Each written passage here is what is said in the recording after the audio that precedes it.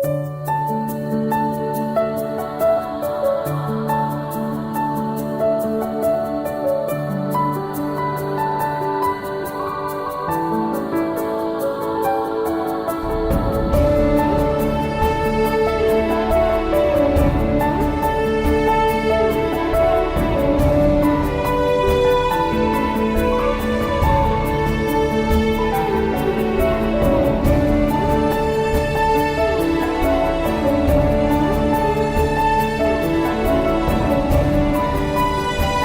పేరు దాసరి మధుమోహనం.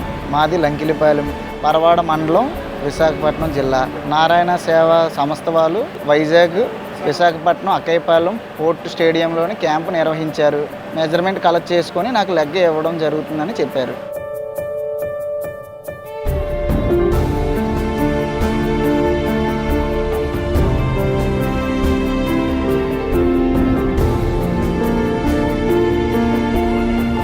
నా పేరు యేసు, లంక యేసు.